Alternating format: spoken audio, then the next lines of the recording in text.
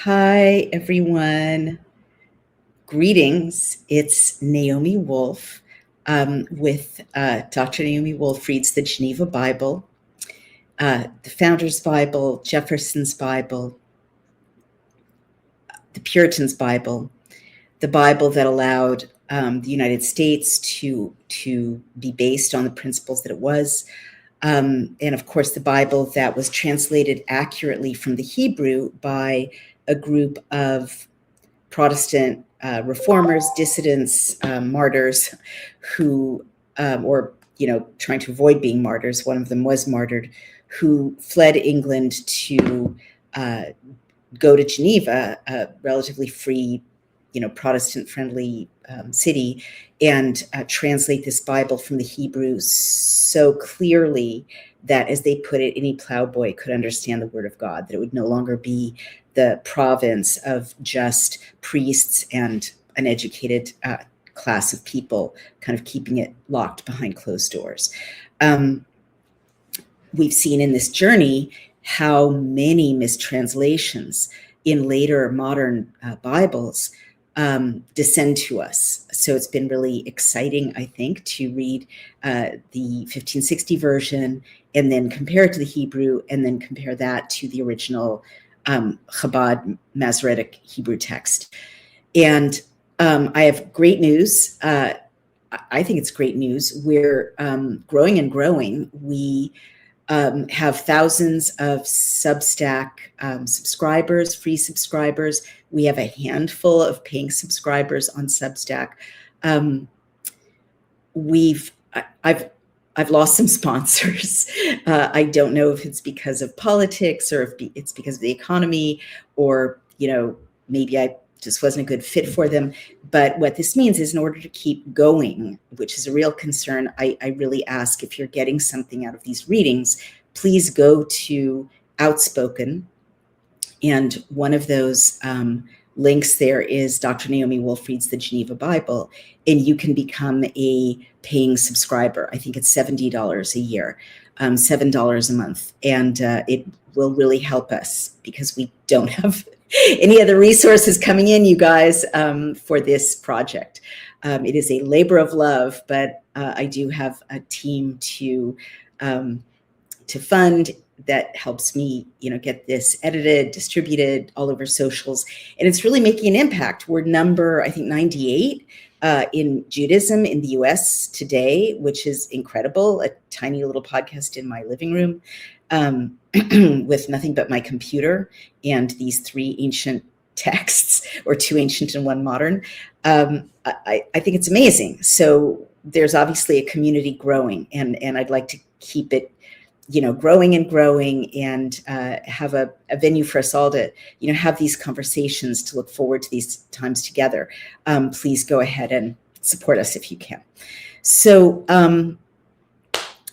I also want to talk about something amazing that I did yesterday. Yesterday was an amazing day. I'm not sure if it's related to the reading today, but I always have these impulses to share things from time to time. And I was in Albany yesterday morning with Children's Health Defense and a group of incredible medical freedom activists, including Bobby Ann Cox, who single-handedly prevented evil Kathy Hochul, our governor, from building quarantine camps to put us all in during lockdowns, quote unquote. She was there. Jimmy Wagner, an amazing lawyer who's fighting to get the first responders, firefighters, police officers, teachers in New York who were laid off for not taking the experimental injection. He was there. Representatives of Children's Health Defense, Mary Holland, the intrepid leader of Children's Health Defense, was there. Michael Caine of Teachers for Choice, amazing people. And of course, all the activists who took time to come from many parts of New York and maybe elsewhere to Albany to lobby and to speak. So I got this hat, and it's Make America Healthy Again. And I guess I just want to, take a moment. We often are not encouraged to look back on when we collaborate with God to achieve something really miraculous. And I'm not going to say that God is on any partisan side, right? But for sure, I think for sure, and I think it's clear in this text by now, that people who are fighting for human beings to be free of enslavement, including medical enslavement, are aligned with what God is asking for, because over and over it's free will, freedom, freedom. You know, you were slaves in Egypt and I took you out with a mighty hand. And so, you know, as I said in my talk in Albany, the last time I was there, which I think is 2 or 3 years ago, we were weirdo outcasts at the margins of society.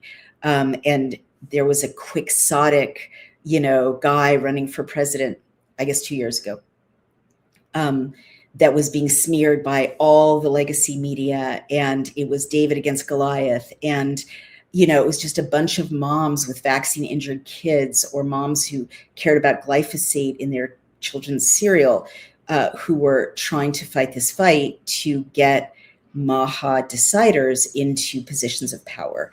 And we were such a marginalized, ostracized, impoverished, mocked, outcast crew. And that was then. And now, you know, speaking as a former political consultant, we were in a very, very different position. And all of the people leading CHD, the people who cared about health freedom, they had 42 meetings with legislators lined up in one day at the state capitol. So that's a huge change, because for all the leaders at the state capitol knew, they were one phone call away from the White House. So I guess I just mentioned this because it's really like so many, and I'm not partisan, right? This could happen with Democratic leaders on the right side of ethics. It could happen to, you know, libertarian leaders, conservative leaders. But in this case, it's just so like how God works, right, in the Hebrew Bible, politically.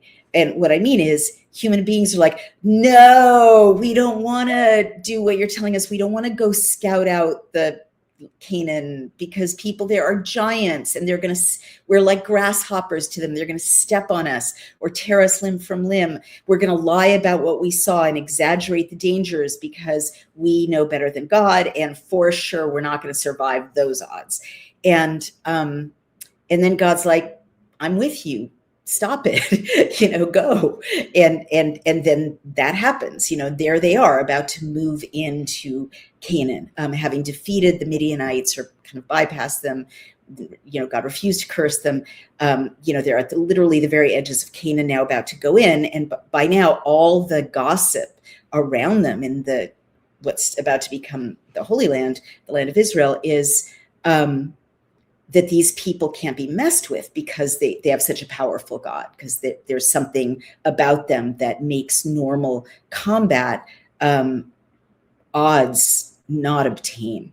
And really, people are warning each other from messing with this people.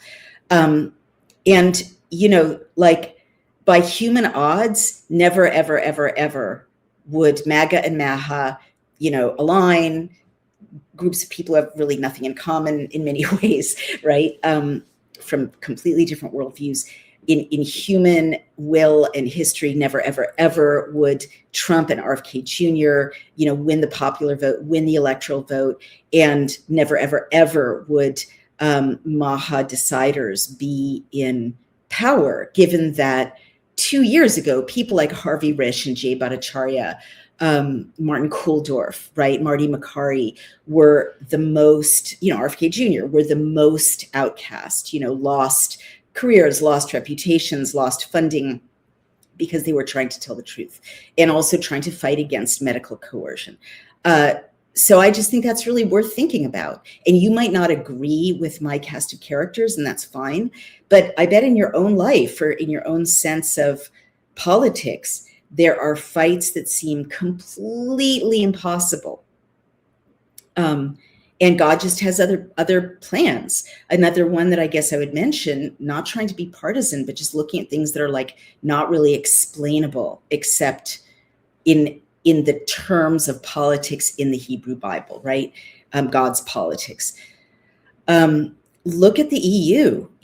Those people had things stitched up. The EU bureaucrats, with great human arrogance, had a plan for dissolving borders and a plan for digital ID and a plan for medical treaties that were above boundaries and nation states, and a plan for rationing the air and rationing water and 15-minute cities and on and on and on.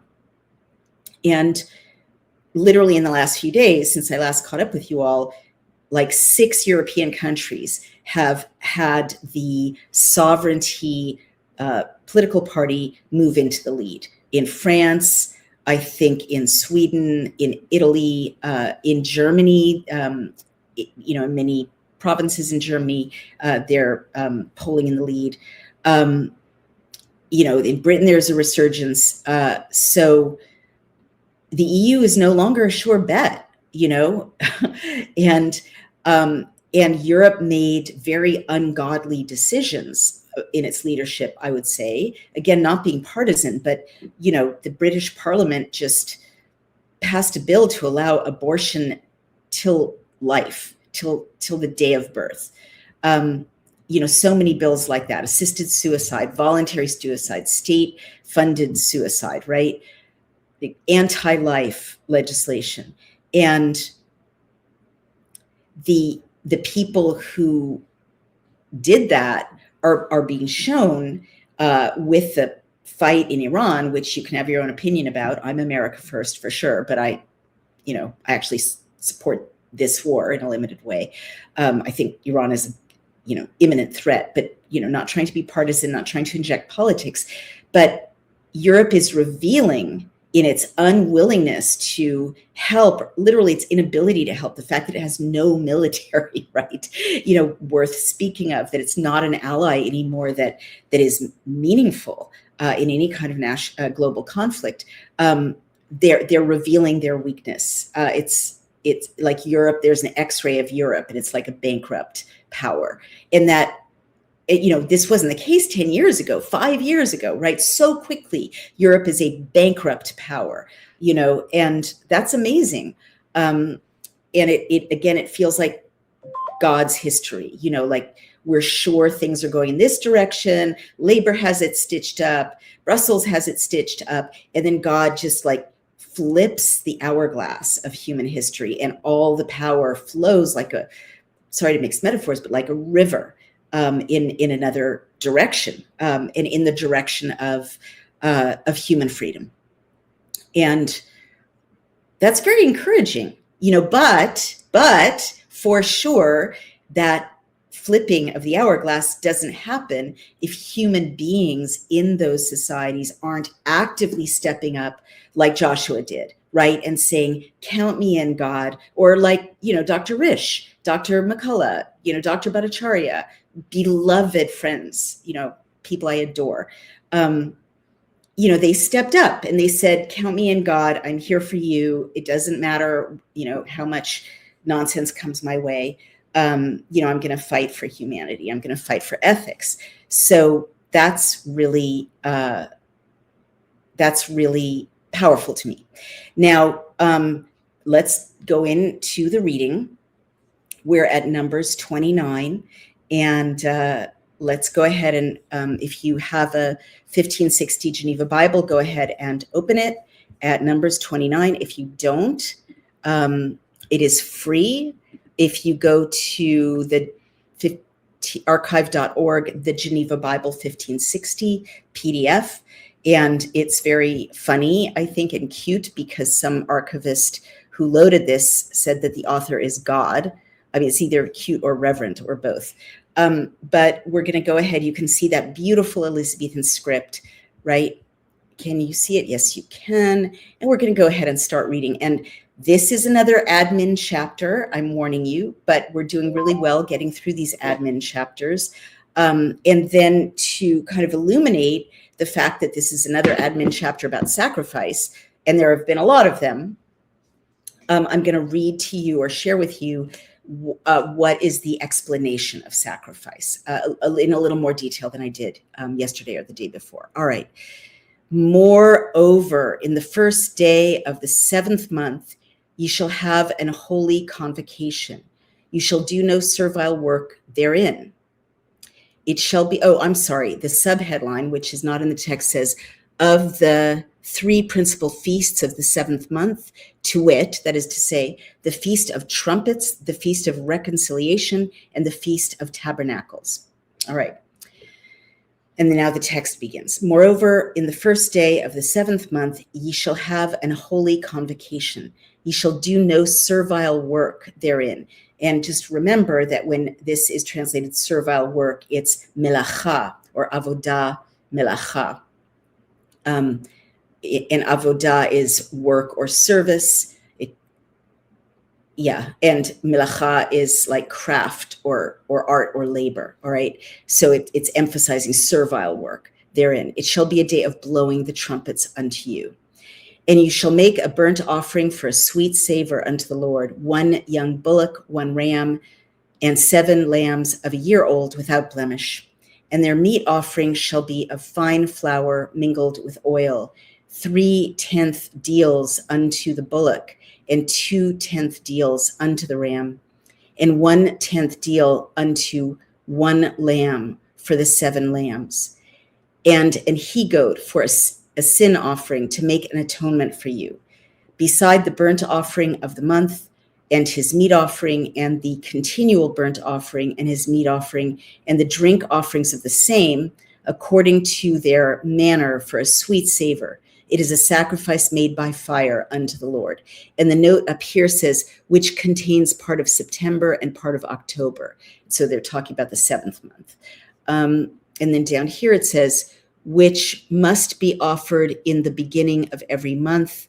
And another note says, which is for morning and evening. So clarifying when is this supposed to happen. And you shall have in the 10th day of the 7th month an holy convocation, and you shall humble your souls, and shall not do any work therein. But you shall offer a burnt offering unto the Lord for a sweet savor, 1 young bullock, a ram, and 7 lambs of a year old, see they be without blemish. And their meat offering shall be of fine flour mingled with oil, 3/10 deals to a bullock, or 2/10 deals to a ram, 1/10 deal unto every lamb throughout the 7 lambs, an he-goat for a sin offering, beside the sin offering to make the atonement, and the continual burnt offering, and the meat offering thereof, and their drink offerings. And the note says that is offered every morning and evening. And in the 15th day of the 7th month, ye shall have an holy convocation. You shall do no servile work therein, but ye shall keep a feast unto the Lord 7 days. And ye shall offer a burnt offering for a sacrifice made by fire of sweet savor unto the Lord, 13 young bullocks, 2 rams, and 14 lambs of a year old. They shall be without blemish. And their meat offering shall be of fine flour mingled with oil, 3/10 deals unto every bullock of the 13 bullocks, 2/10 deals to either of the 2 rams, and 1/10 deal unto each of the 14 lambs, and 1 he-goat for a sin offering, beside the continual burnt offering, his meat offering, and his drink offering. And the note says, the 2nd day of the Feast of Tabernacles. And the 2nd day you shall offer 12 young bullocks, 2 rams, 14 lambs of a year old without blemish, with their meat offering and their drink offerings, for the bullocks, for the rams, and for the lambs, according to their number after the manner. And a he-goat, and an he-goat for a sin offering, beside the continual burnt offering, and his meat offering, and their drink offerings. Also the 3rd day you shall offer 11 bullocks, 2 rams, and 14 lambs of a year old without blemish, with their meat offering and their drink offerings, for the bullocks, for the rams, and for the lambs, after their number, according to the manner. And an he-goat for a sin offering, beside the continual burnt offering, and his meat offering, and his drink offering. And the note says, according to the ceremonies appointed thereunto. And the 4th day ye shall offer 10 bullocks, 2 rams, and 14 lambs of a year old without blemish. Their meat offering and their drink offering for the bullocks, for the rams, and for the lambs, according to their number, after the manner.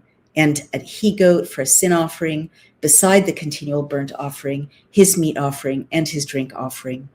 In the 5th day also ye shall offer 9 bullocks, 2 rams, and 14 lambs of a year old without blemish, and their meat offering and their drink offerings for the bullocks, for the rams, and for the lambs, according to their number, after the manner. And an he-goat for a sin offering, beside the continual burnt offering, and his meat offering and his drink offering. And in the 6th day ye shall offer 8 bullocks, 2 rams, and 14 lambs of a year old without blemish, and their meat offering and their drink offerings for the bullocks, for the rams, and for the lambs, according to their number, after the manner. And a he-goat for a sin offering, beside the continual burnt offering, his meat offering and his drink offerings. In the 7th day also you shall offer 7 bullocks, 2 rams, and 14 lambs of a year old without blemish, and their meat offering and their drink offerings for the bullocks, for the rams, and for the lambs, according to their number, after their manner. And a he-goat for a sin offering, beside the continual burnt offering, his meat offering, and his drink offering.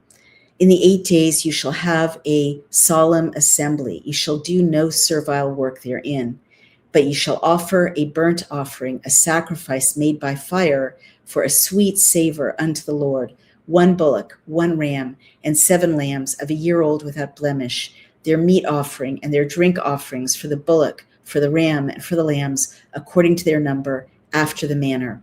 And an he-goat for a sin offering, beside the continual burnt offering, and his meat offering and his drink offering. These things you shall do unto the Lord in your feasts, beside your vows, and your free offerings, for your burnt offerings, and for your meat offerings, and for your drink offerings, and for your peace offerings. And the note says, beside the sacrifices that you shall vow or offer of your own minds, of free will, that you choose to. All right, so that is the Geneva Bible. Okay, let's see.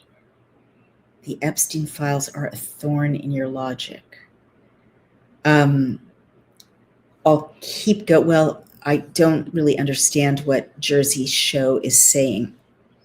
Your discernment gets lost in translation. The Epstein files are a thorn to your logic. Nobody is out to vilify your heroes. Our commander-in-chief is compromised. The core of your feminism ignores the cries of help from his victims. You cannot serve 2 masters. A restoration is in order. Well, I don't really understand exactly what you mean. I don't have heroes except, Hashem. I mean, I guess I just said a lot of these doctors are heroes. But I don't see leaders as being innate, like leaders of nations being innately our heroes. I see people of very great ethics as being our heroes. And, I don't know who's compromised. I don't know, right? But I do know I'm not, because I am a survivor of rape in childhood, unfortunately. And I did leave my agent the day that I found out that Jeffrey Epstein was funding an organization that he was running, the Edge Foundation. And, as you can see from my career subsequently, I definitely took the hit. And I've spoken up for victims of sexual assault my whole life. I've written about the victims in the Epstein files. I've been in social events with some of them. I also was in social events with Jeffrey Epstein, unbeknownst to me, because he traveled in the same circles that I did from time to time. His publicist, Peggy Siegel, had me on her guest list. And Brian came to those events as well. So I've been absolutely consistent speaking out in support of the victims of sexual assault. And what's more, I've been consistent across nations, across religions. I spoke up against sexual assault in the Muslim world. I spoke out against sexual assault in the Epstein files. I spoke out, and that's in my own community, right? In New York, I spoke out against sexual assault in Britain, whether it's by Pakistani grooming gangs or by, quote unquote, ordinary assaults committed by, British men, when I worked at a rape crisis center for a long time, which was not easy work. So I really object to that. And I guess I also feel more and more as if we have to stop looking for leaders to do the work that we need to do with ourselves, right?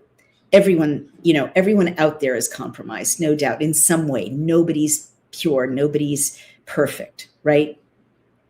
We're not perfect.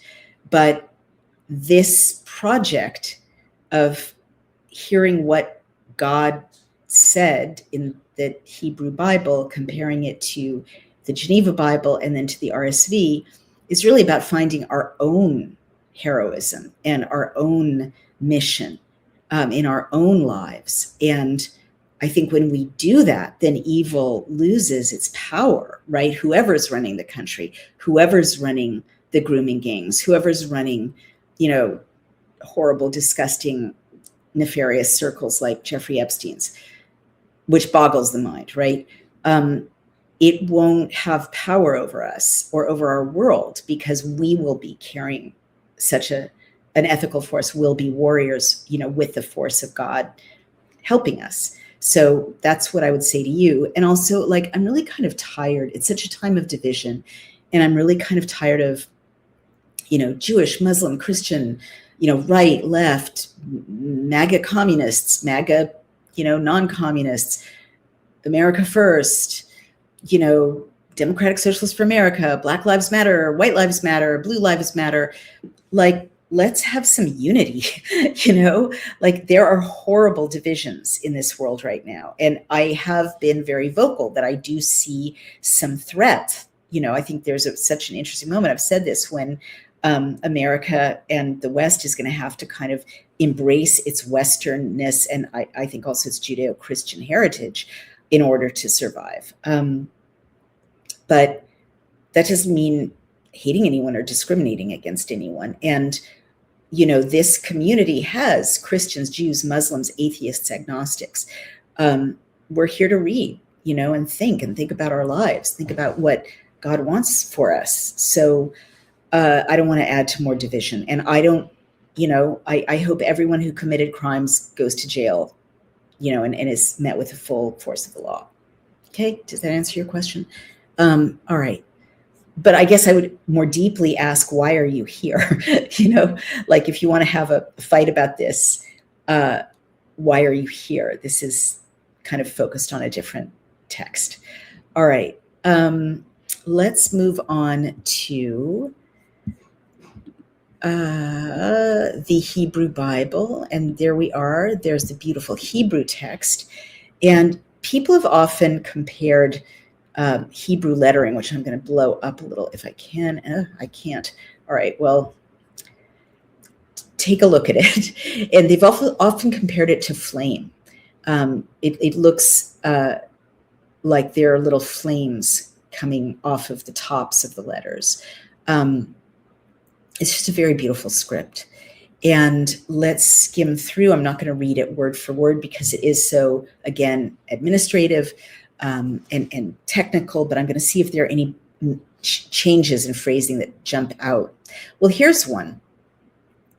Line 1 says, you shall not perform any mundane work. In the Elizabethan or pre-Elizabethan, it was servile work. And then it says, it shall be a day of shofar sounding for you. Yom Trua yeh lachem. Now that's a cool word, because Trua it means a shofar, like a trumpet sounding, but also on Yom Kippur, the trumpet sounds, right? The rabbi will blow the trumpet, which is a ram's horn, and then you say Truah, like the sound is da-da-da, da-da-da, like that. And then the guy actually says Truah is the name of the sound coming out of the trumpet.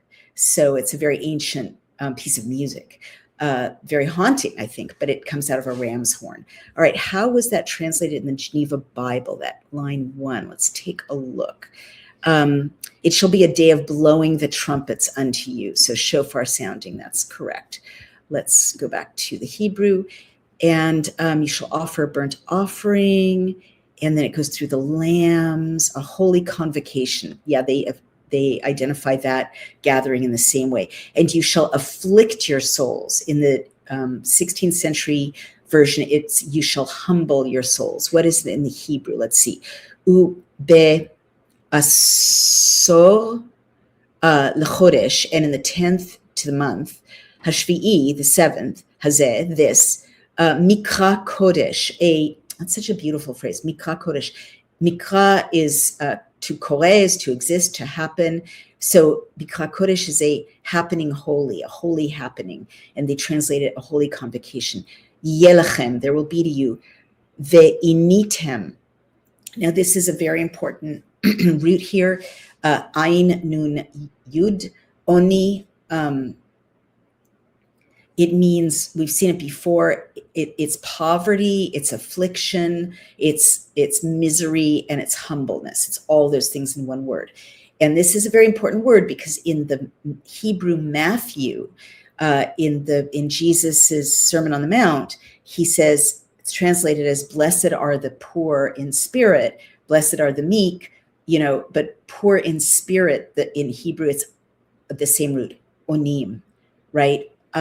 And so it could also mean humble in spirit, right? So it's not necessarily just because you're poor, you're especially lucky, right? It's like if you are not proud and arrogant, you will be blessed. And the other interesting thing on the Sermon on the Mount is, when you look at the Hebrew Matthew, is instead of blessed, it's ashrei, asher, which means fortunate, happy, rich, almost lucky, right?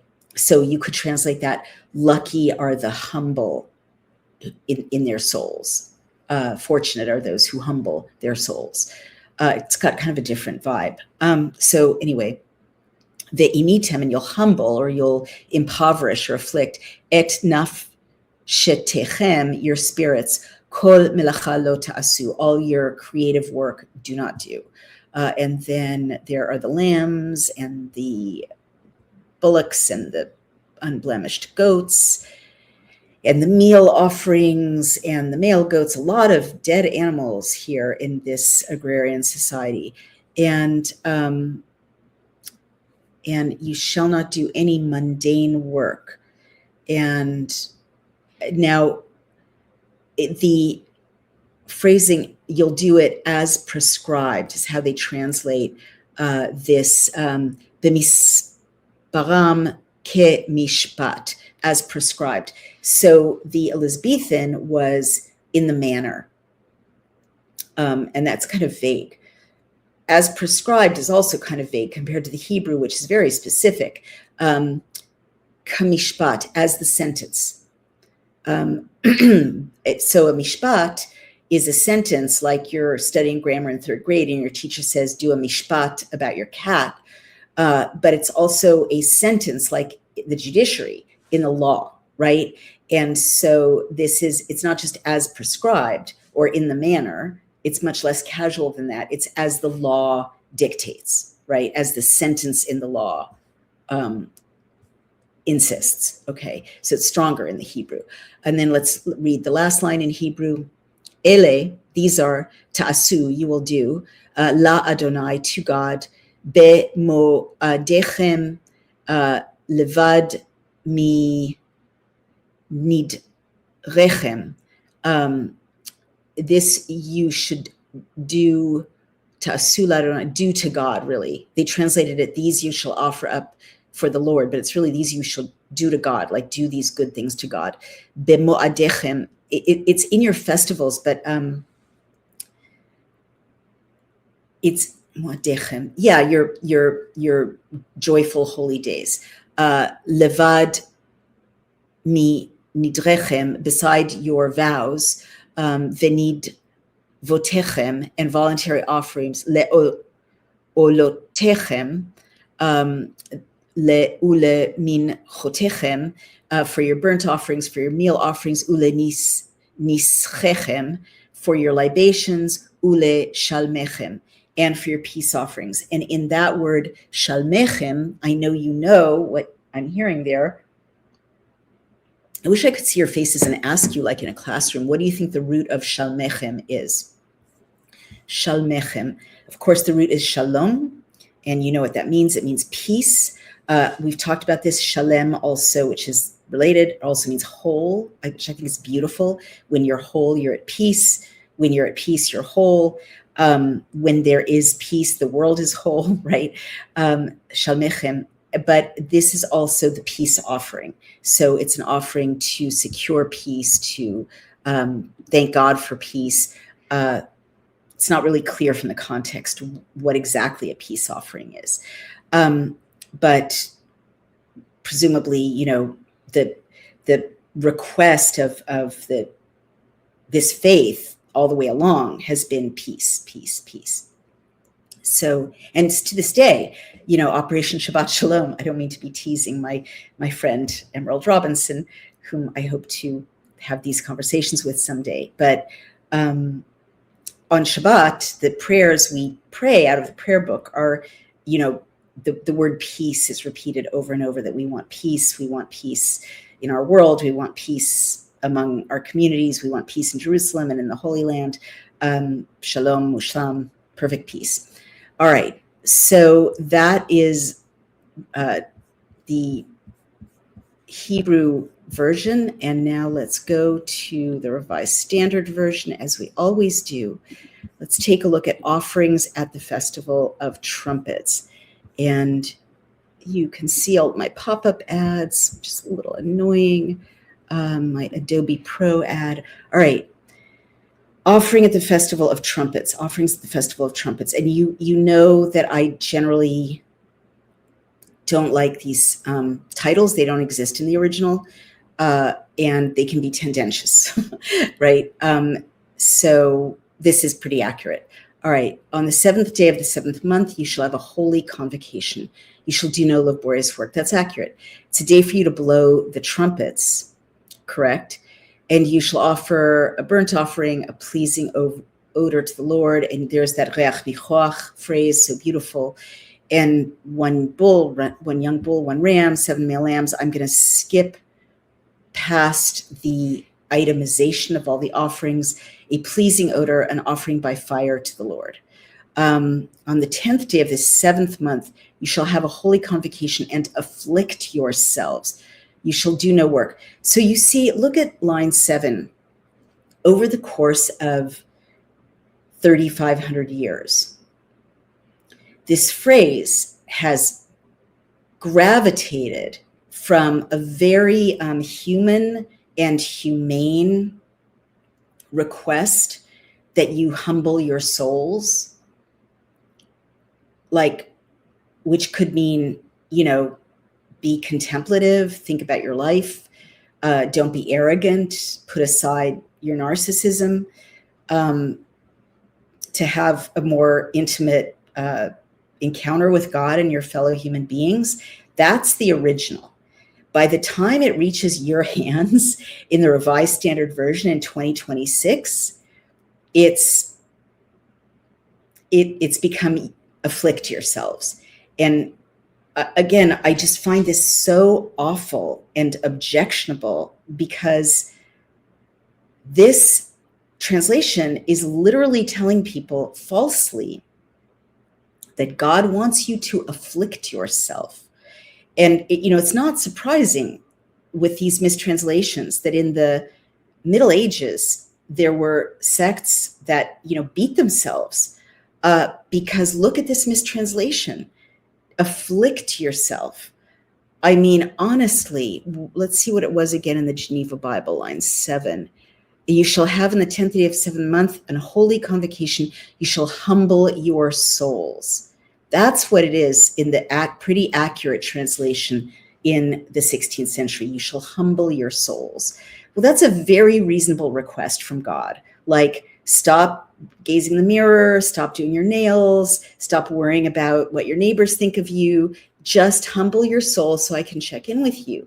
That is a very, very, very far cry from God saying, on this day, you shall afflict yourselves, not your soul, and afflict is such a strong word. So afflict isn't there, right? It's not there in the Hebrew. And let's take a look at the translation in the Geneva Bible. I'm sorry, in the Hebrew Chabad. You shall, yeah. They also say afflict, but I don't agree with that. It's definitely, we talked about it, initem, to bring down to earth, really, to create kind of straightened circumstances for your souls. It's what you do when you're fasting or praying. You humble your soul. So I really don't like that the Revised Standard Version said this, and the Revised Standard Version gets rid of your souls, right? And just says afflict yourselves, which is so, like, what does that mean? Your body, your brain, it's so self-hating, right? And this is a theme.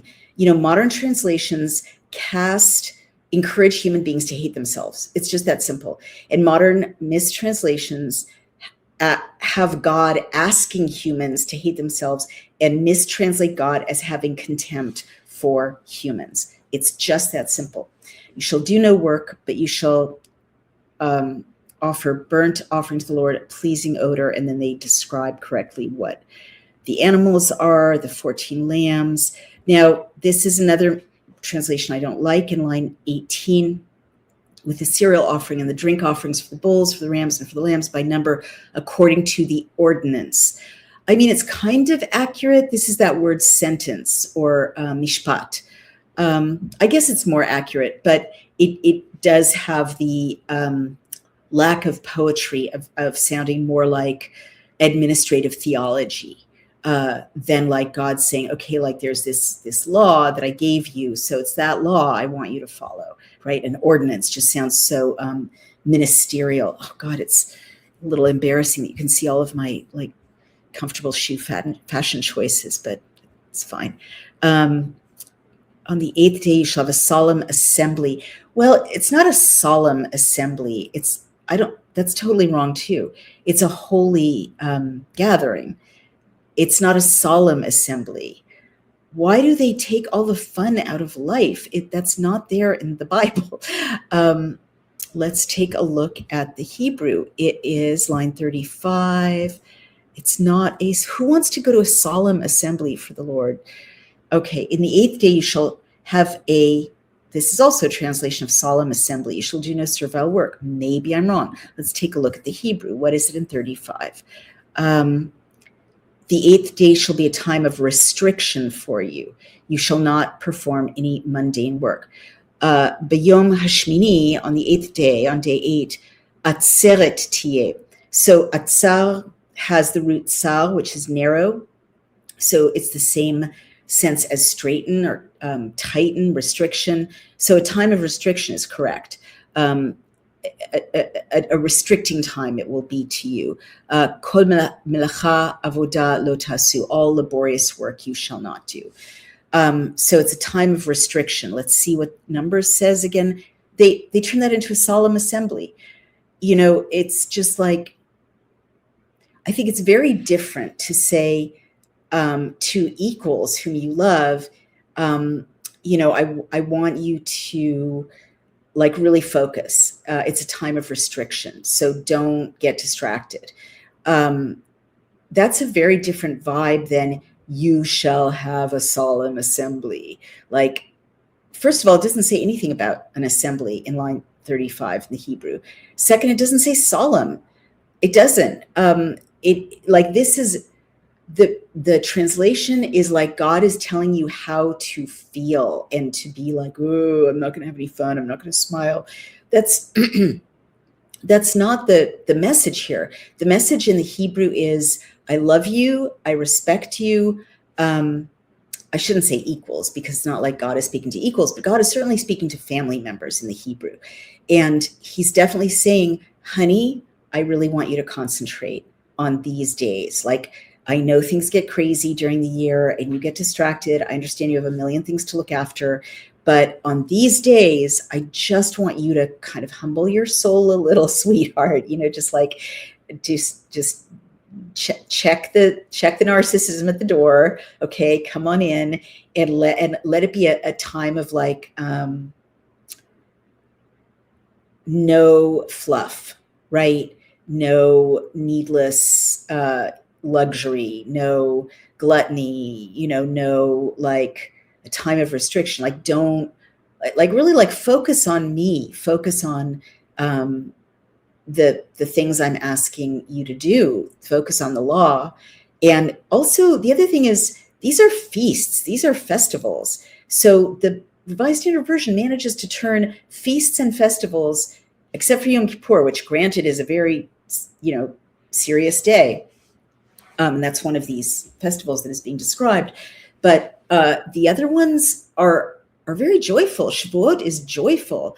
Rosh Hashanah is joyful, if I'm understanding correctly, which are the festivals that are described here. These are feasts. They end with meals, like most Jewish holidays end with meals, but I guess most holidays end with meals for every culture. But they're not depressing, and they're not punitive. And so this chapter manages to say, you're going to afflict yourself and you're going to have a solemn assembly. You're going to have no fun, and you're going to hate yourself.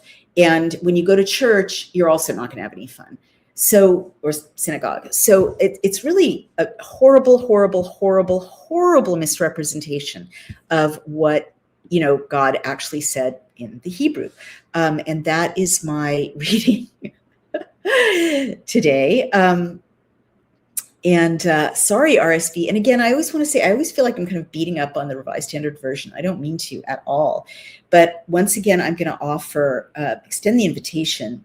And if any of you are connected to, the leadership that is involved with the RSV translation or publishing, doors open for a conversation about these choices. If I'm being unfair, come talk to me on camera and let me know, if you think those are the right translation choices and you can show me in the text, please show me, because these are not what it says in the Hebrew. They just aren't. And, this is, I don't know, it's such a negative picture of God.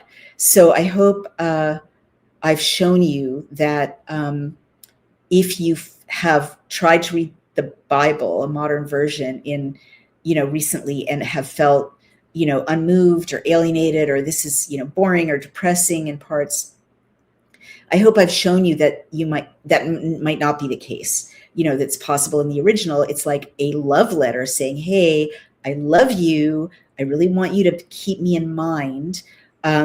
These are some festivals I want you to celebrate with your friends and family, and I want to participate. So that's why you're making these sacrifices to me, because that's how I join your festival. That's how I share this family occasion with you.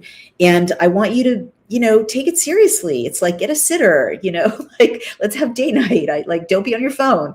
That's the vibe that it has in the Hebrew, like God really saying, come on in, but please, honey, this is really important to me. Take it seriously. Be present for me. That's how it feels in the Hebrew. And in the English modern versions, it's like, you're a worm. I hate you, and you're not going to have any fun. All right. I do want to share, I seem to have lost it. Let's see, Chabad on sacrifice. I did want to share a reading about why there's so much on sacrifice in the Hebrew Bible and what it means. What is the point of animal sacrifices? So This is just a Chabad commentary, and I'm not particularly, married to Chabad's commentaries. I just find them very, very well informed, halachically, which means in terms of like the actual textual scholarship, and also very accessible, which is not easy to do. So they're asking, let's see if this is by Yossi Ives. That he's acknowledging that the issue of animal sacrifices has been a sensitive one and controversial for millennia. And as he put it, why would an infinite, all-knowing, omnipotent God wish for people to offer up animal sacrifices? It seems to be a pointless waste of resources and needless dispensing of life. So scholars throughout Jewish history, he says, have taken a lot of effort to explain the relevance and importance of sacrifices.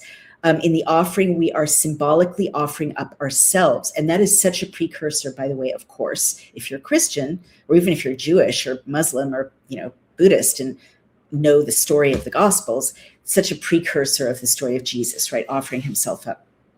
We're also told that the offerings also represent our broader efforts to elevate the natural world and offer it up for a higher purpose. And some argue that the sacrifices were a necessary route away from the pervasive idolatry of the time, because everyone was sacrificing. So they're asked, he mentions different examples of sacrifice. Noah offered a sacrifice. And the Rebbe, the Lubavitcher Rebbe said, you're assuming that there's a reason for sacrifices and that what we should be doing is searching for the most rewarding or convincing reason. What if the opposite is true? This is why I love Chabad. What if there is no reason whatsoever for animal sacrifice? What if the complete lack of any reason, is the whole point of sacrifices? End quote. In short, what if we have to completely rethink the whole matter in order to get back to basics? So for thousands of years, scholars have focused on finding an explanation, but the Rebbe calls in Rashi, a great commentator, as an ally to argue that there is no explanation. The entire point of sacrifices is to do something for God without the satisfaction of any reasonable justification, simply because he let it be known that this would be pleasing to him. This, says the Rebbe, in fact, exactly what Rashi is saying with his explanation of, quote, a pleasing aroma, reach nichoach. Quote, it gives me satisfaction that I spoke and my will was fulfilled. End quote. It now seems blindingly obvious what Rashi is trying to say. Bringing sacrifices indeed achieves nothing at all, in the sense that you will have trouble truly explaining how it is the best way to use animals. But the point of sacrifices is that God simply had us know that this is something he wants, and hey presto, it now becomes central to our lives and practice. And there are plenty of commandments that do not come with explanations. They're called chukim, which is usually translated as statutes. And the reasons for them are not revealed to us. And I just want to note there, when I was out last night at a restaurant near Lincoln Center, there was delicious pork ribs and delicious shrimp on the menu, and and cheeseburgers, and I really wanted one of them, but I didn't have them because this was very much in my mind. I don't get why God said, please don't eat shrimp, not you, me, right? It's for Jews. Please don't eat shrimp. Please don't eat, pork. I don't know. It doesn't make any sense to me as a human being, but he did. And I have to say, and this is not surprising any Orthodox people that I'm bringing this up with, that the more I check in with myself, and as I have an impulse, that looks really good, I want to do it. And then I think, well, God asked me not to. It actually does make me feel much closer minute by minute to the divine. It does. I don't get it, but maybe that's what happens. Like, I guess it makes sense in a friendship or a love relationship, when you're always thinking about the other person, you feel closer to them, and that person opens up to you more. And this is the quote: sacrifices are in the manner of a husband saying to his wife, whatever you want, dear. Your request may make no sense to me, but since it comes from you, it is now the most important thing in my world. Almighty God, we have no idea why you asked for sacrifices, but now that you did, all we want to do is please you. And then, as I mentioned, yesterday, We don't have the temple anymore. And if you're wondering about the discussion about the temple, and as I said yesterday or the day before, because I was in Albany and then at this important Shenyang gala yesterday, I guess Monday, I said this.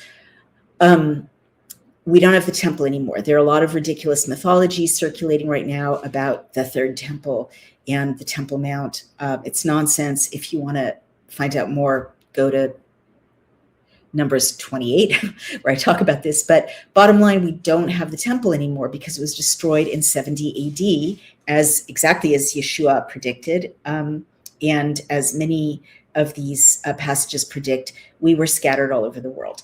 And so there was no temple for us to go to 3 times a year and bring our sacrifices.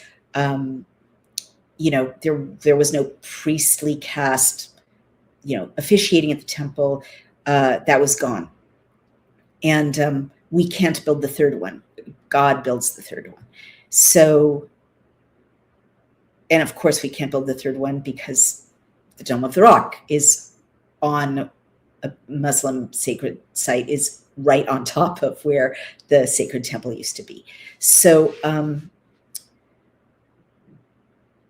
where I'm going with this is my Chabad rabbi explained to me that prayer has taken the place of sacrifice, that the rabbis far-flung all over the world, Babylon, North Africa, Spain, Germany, no temple, had to keep the children of Israel, or by this time they're called Jews, right, Yehudim, going and aligned with the instructions in the Hebrew Bible, and they couldn't when it came to sacrifice. So that's why I said this on Monday. The Shabbat service is structured the way it is. Shacharit for the morning, Mincha for the midday, I think that's right, and Ma'ariv for the evening prayer. And sometimes there's an additional one, Musaf, which means additional. And these, the prayers are, go up to God. They take the place of sacrifice. And, of course, in Christianity, the explanation from St. Paul, I believe, but from many church fathers, is that Christians don't need to sacrifice because Jesus became the sacrifice. Jesus became the Paschal lamb, and all the lamb symbolism, we've talked about this a lot, of Yeshua, and, I'm sacrificing myself. This is my body, take it and eat. This is my blood. It is, although that's a departure because there's no drinking of blood in the Hebrew instructions, right? You're actually supposed to not drink blood in the Hebrew instructions. But definitely, Yeshua very self-consciously invoked the language of sacrifice in texts like Numbers 29 to explain to his followers, you will not need any more sheep or goats because I am going to sacrifice myself. I will take it on myself to be the sacrifice of atonement. I'll take your sin on me. And remember, when these lists list what are these sacrifices for, there's a peace offering, there's a heave offering, or a wave offering, it's sometimes translated, and a sin offering for atonement. So clearly Yeshua is invoking the sin offering, right? I'm going to take away your sin by myself being the sacrifice. A whole new way to think about sacrifice, for sure. Very much a departure from the Hebrew text. And again, this is one reason some Jews had a lot of trouble following him in his lifetime and after, because you're not supposed to sacrifice human beings. That's like not part of this story at all of how you're supposed to sacrifice. In fact, animal sacrifice, as you recall from the story of Abraham, emerged from, in our story, God asking us to stop sacrificing human beings because parents were sacrificing their children to Baal at that time. So it's a really interesting kind of weaving and unweaving of stories when you look at starting with human sacrifice, going through the Hebrew narrative of rejecting human sacrifice, embracing animal sacrifice, and then losing the temple, losing animal sacrifice, developing prayer as an alternative to sacrifice, and then, and at the same time, because this all happened kind of at the same time, this huge split, right? Yeshua lived and died, 1 CE to 33 CE. Then 70 CE, the temple was destroyed. The Jews were ejected from the Holy Land. And, then Yeshua explained, I'm the human sacrifice. And then St. Paul, of course, explained to the whole pagan world, you don't need to sacrifice animals. He took care of that. He took care of your sin. You're good. So all that Christian discourse descends from these passages, right? There's departure, of course, in many critical ways, but the frame that they're referencing is this frame. So I think that's really interesting. So that's what I want to say. I mean, I often think about people I love. There's a young man in my family whom I adore, and he's the best gift giver. And the reason he's the best gift giver is that he thinks really hard about what people say they want, or what's important to people, even if they don't make a list, right? These are gifts I want. And so, for instance, he was aware that where I grew up in San Francisco, there was a beautiful eucalyptus forest at the top of the hill. And still there, Sutro Forest. And you could go into it, and it's just a magical place of stillness, and it smells, sublime, the way eucalyptus smells. And it has a magical story around it. The last member of his tribe, Ishi, a Native American, lived in a cave in Sutro Forest. I've been to Ishi's cave, and it's just an incredible place. And it means a lot to me. And I took this young man to that place at one time. And that was years ago. And I'm looking over in my kitchen, and for my birthday, years later, he gave me, in addition to other presents, a sheaf of eucalyptus, which I still have. And it makes me happy every time I look at it, because it's not, a sheaf of eucalyptus is not important to him, but I'm important to him. And he thought about what was important to me. And so I think that's what the Rebbe is explaining. And honestly, I found that a rabbi explained that, a version of that. I've shared this story a lot. One of the Chabad gatherings where people are saying, why should we be kosher? And he's like, God asked, we don't know why. And, there's been, and I've said something like this before, but I'm going to say it again. There's so much nonsensical human-splaining in organized religion, in my opinion. Like, oh, I know what God wanted. It's this, this, and this, and the priests say so, or the, imam says so, or the rabbi says so, right? Well, actually, rabbis tend not to do that. Not making a negative comparison, just they're not supposed to. But we don't know exactly what God wants. I mean, we just don't. And it was so refreshing to me when the Chabad rabbi said, we don't know, but he asked for it, because that seems more pure an approach and more honest. And also it makes emotional sense. Like we don't get a lot of these things, but we're going to do them anyway because he asked. That's really quite beautiful. And I do think the West has lost that sense of devotion. Like, I know a lot of people, I am drawn, like growing up in the West in a kind of secularized culture. The first time I was at a Hindu ceremony, and I saw people offering up marigolds, to deities, which I wouldn't do now, right? I stay away from idols, but it was beautiful, putting wreaths around the necks of statues and offering fruit and offering, other flowers and candies and, offering up lit candles. It was beautiful. And then like prostrating themselves and bowing, right? It was beautiful. And it kind of tugs at your heart, because we want to devote ourselves. We want to just give ourselves, right? We long for that. I don't know why. It's part of love. And, often when you go to a modern church or synagogue, there really isn't a chance to kind of go, oh, God, I love you so much. Here, have a treat. When people could bring a lamb or some bread, and say, here, look, God, I raised this lamb. I fed this lamb. this lamb could feed my family, but I'm going to give it to you to make a pleasant smell for you. I love you so much. They had that very visible feeling of, I see the lamb now turning into smoke for a sweet savor to the Lord. I've made God happy. Hooray, right? I've come close to God. Remember, korban, sacrifice, comes from the same root for to draw near, to draw closer. I've drawn close to God. I've offered something precious that I really, value. But we can go to church or synagogue in very secularized denominations and really not have a chance to let it all out with a sense of devotion, to give something. And so I do want to just leave you with this, if it's helpful. I don't know what it'll be for you this week if you want to try it out, but just doing something you think God wants that you don't particularly want to do for yourself, and seeing how that feels, I think is a wonderful experiment. Yeah, and it'll probably work out really well. All right, let's see some comments.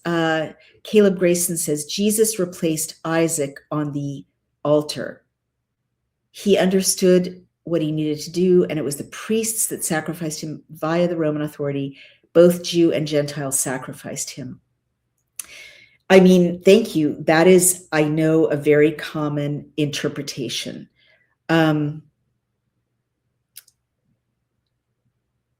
Literally the Romans sacrificed him. I mean, they literally did. And I mean, I've talked about this and I'll have to write about it. The Jewish, it is a fantasy to think that the Jewish leadership in Judea and Samaria and the Galilee in the first century had any power at all to sway Rome one way or another. They did not. They were literally under their thumb in the most murderous way. And I'm reading about the history of the Roman Empire right now, and literally the way they colonized was to, castrate, enslave, butcher, and crucify, everybody who didn't align with Rome.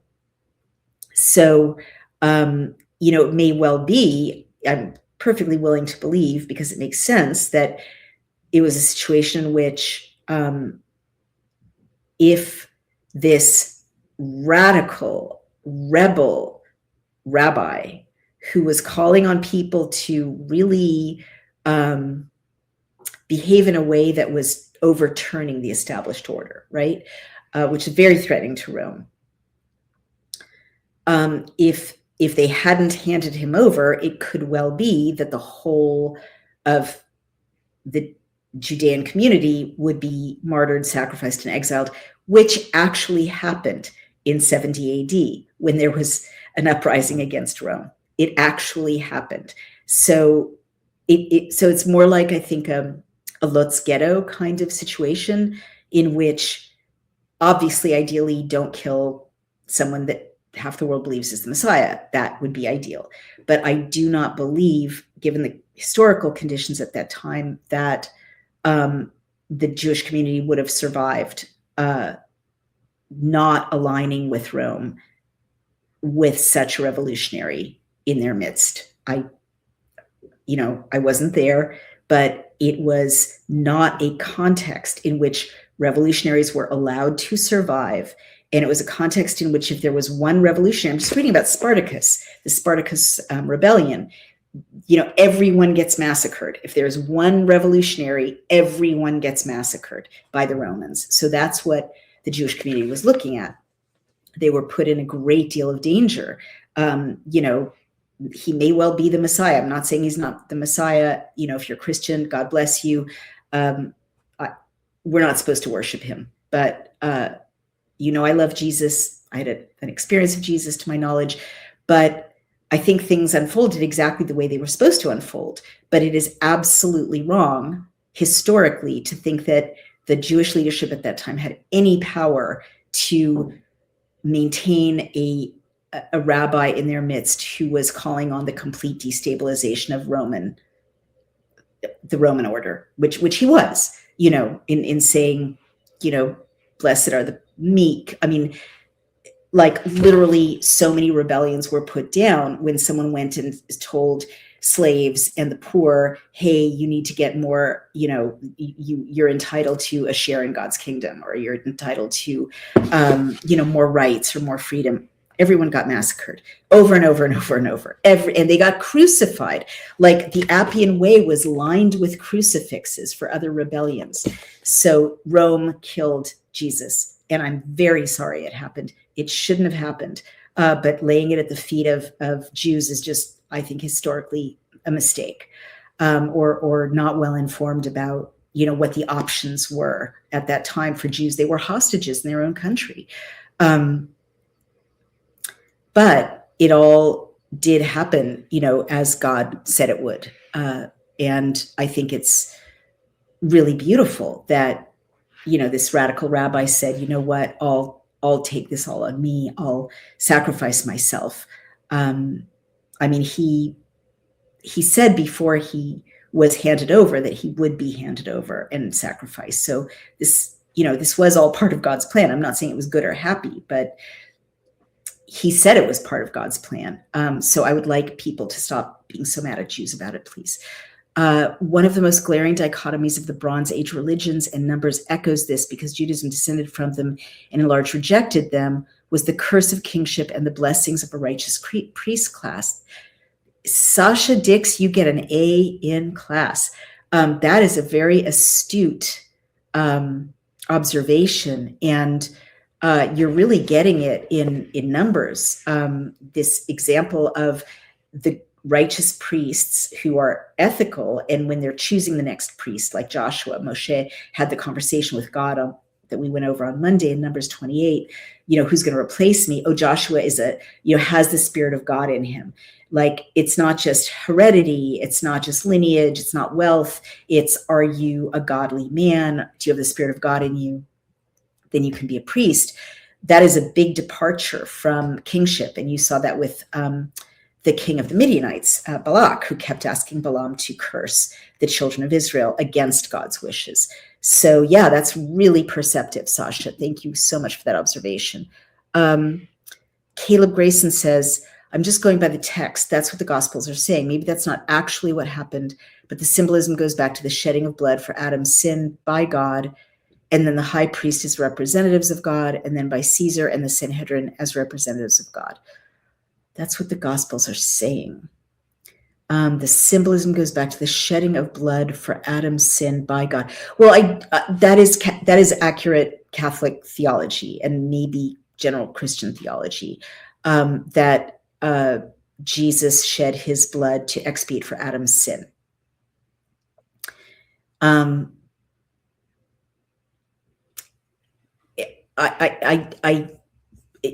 is accurate. I mean, I can't speak to it because I'm not Christian, but I also don't feel, this is just humbly me sharing my view. I'm not arguing with Christianity. I feel like a lot of organized religion has been built up telling humans that God thinks they're sinful and that they need some dramatic intervention. And this is one core theology about that. But, we're going through the Hebrew text, and I don't think it says that. I don't think even Adam's sin, God was very gentle with, like he exiled Adam, but he talks to him like he's a 4-year-old, Adam, where are you? Like, what happened? Like the cookies out of the cookie jar.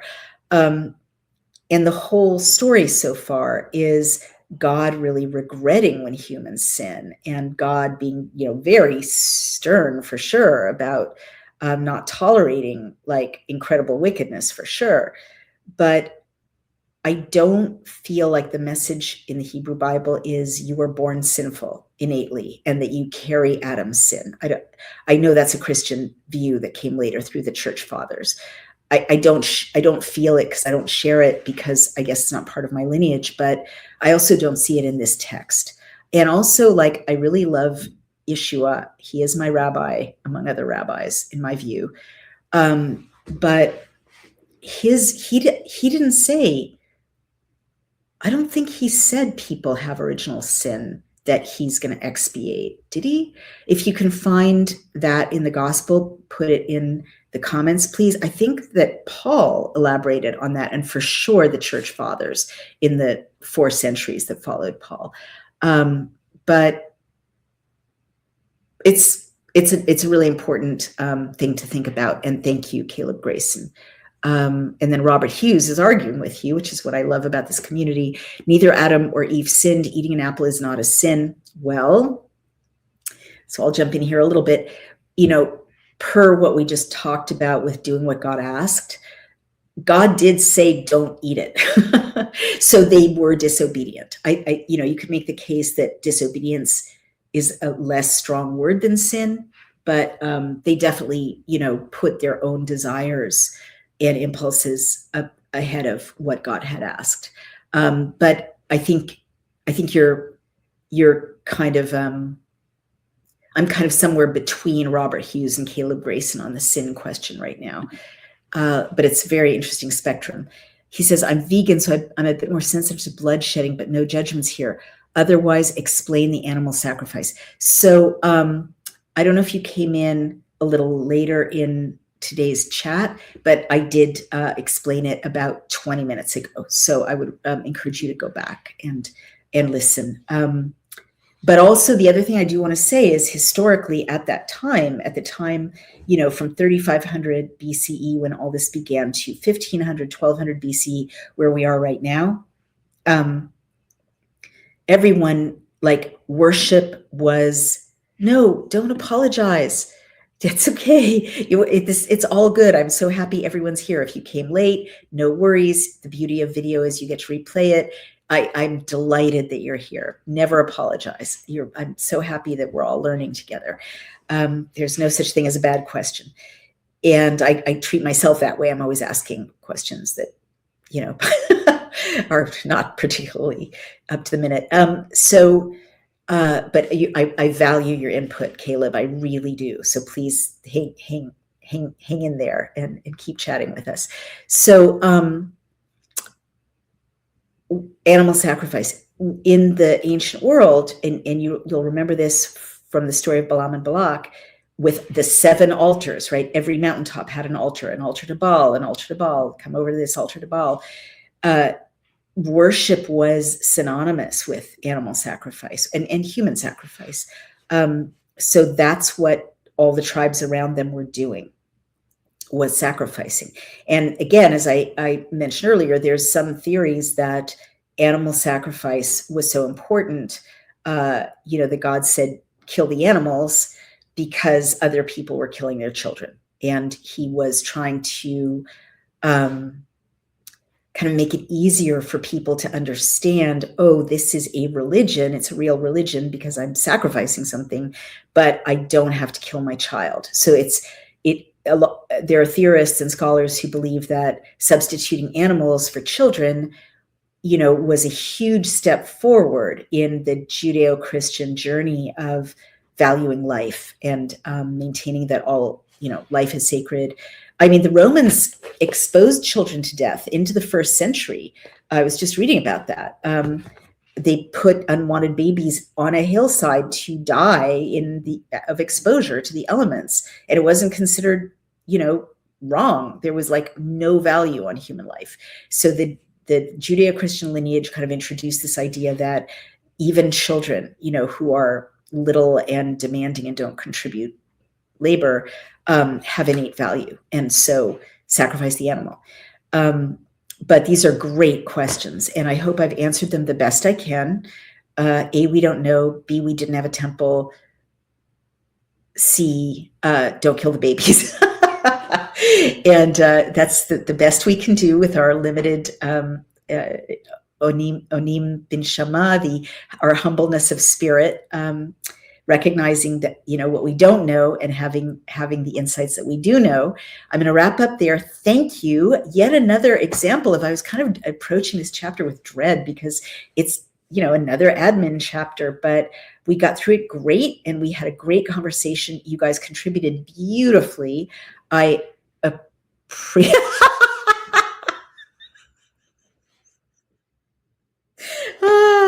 I appreciate all of you. Our good friend Barry Atkinson says, bad in ancient Israel was being a good-looking sheep. That is for sure. Or perfect sheep, right? Exactly. Like with sheep without, oh, there's one, Saul, there's a sheep without blemish. It's not going to end well for him. That's very funny, Barry. Okay, you guys, I love you to bits. We're doing really well reading as much as possible every night. And I'm going to try again tomorrow night, around 7. This seemed to have gone really well in terms of time. And oh, so sweet. Thank you for another amazing talk, Dr. Naomi. God bless you. Greetings from England. God bless you, Lepus Saxonicus. I have no idea what that means, but that's so sweet. I didn't think this was real. When you said my name, I sort of froze up. Oh, that's so sweet. Caleb, don't worry. You're welcome. That's so nice. I appreciate your kind words, and I appreciate you following me. And I really appreciate all of you coming on this journey with me, and how mind-blowing that we're number 8 in Judaism, or 98, I'm sorry, in Judaism in Apple Podcasts. And share this, please, if you like it and if you think someone would benefit from it. But do, you guys, if you can, we lost 2 sponsors. Who knows why? It means it's hard for me to pay my people, unless some of you who can afford it would please, please, please go to Substack, go to Outspoken, and become a paying subscriber, or make a one-time donation on Daily Cloud. Thank you, everyone. I really appreciate you, and I am trusting that some of you will do that so that we can keep our doors open. Love you to bits, and I will see you tomorrow. Thank you for being here. Take care. Bye-bye.